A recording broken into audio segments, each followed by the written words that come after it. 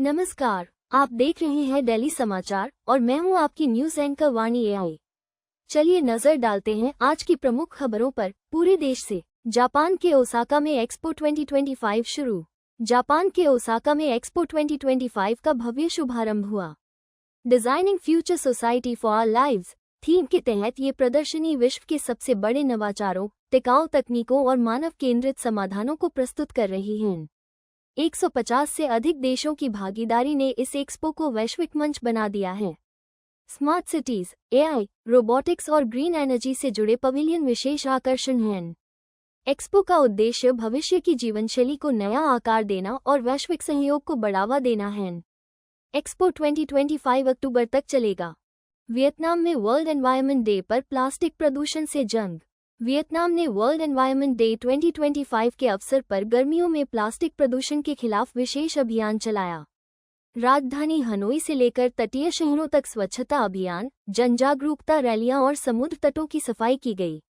देशभर के स्कूलों में छात्रों को प्लास्टिक के उपयोग को कम करने के लिए प्रेरित किया गया। वियतनाम सरकार का लक्ष्य 2030 तक सिंगल यूज प्लास्टिक को पूरी तरह समाप्त करना है।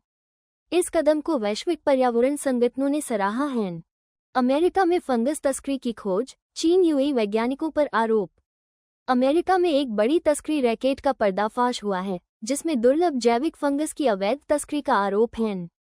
जांच में पाया गया कि चीन और यूएई के वैज्ञानिक समूह इस फंगस का प्रयोग फार्मास्यूटिकल रिसर्च और बायोटेक इंडस्ट्री में कर रहे थे। अमेरिकी सीमा सुरक्षा एजेंसी ने कई खेपों को जब्त किया है। इस तस्करी में हाई एंड बायोलैब्स और निजी कंपनियों की भूमिका की भी जांच हो रही है। यह मामला अंतर्राष्ट्रीय जैव सुरक्षा के लिए गंभीर चुनौती माना जा रहा है। भारत में रेलवे की खास ट्रेन सेवा मदार रोहतक रूट पर शुरू। भारतीय रेलवे ने यात्रियों की सुविधा बढ़ाने के लिए मदार रोहतक रूट पर विशेष ट्रेन सेवा शुरू की है। ये ट्रेन 8 जून 2025 से नियमित रूप से चलेगी। ये कदम क्षेत्रीय संपर्क को मजबूत करने और भीड़भाड़ वाले मार्गों पर यात्रियों को बेहतर सेवा देने के उद्देश्य से उठाया गया है। ट्रेन में आधुनिक सुविधाएं और स्मार्ट टिकटिंग सिस्टम उपलब्ध हैं। स्थानीय यात्रियों और व्यापारिक समुदाय ने इस पहल का स्वागत किया है। रेलवे ने संकेत दिया है कि इसी तरह के और रूट पर भी विशेष ट्रेनें चलाई जाएंगी।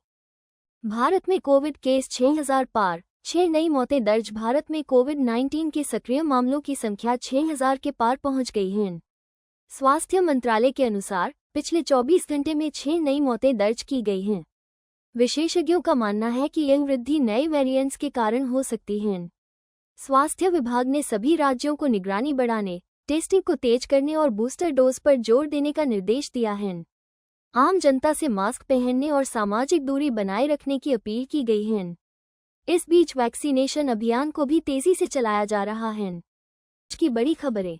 जुड़े रहिए दिल्ली समाचार के साथ, जहां मिलती है आपको हर दिन की सटीक और तेज खबरें, वो भी वाणी एआई के साथ। अगर आपको वीडियो पसंद आया हो तो लाइक, शेयर और सब्सक्राइब जरूर करें। नमस्कार।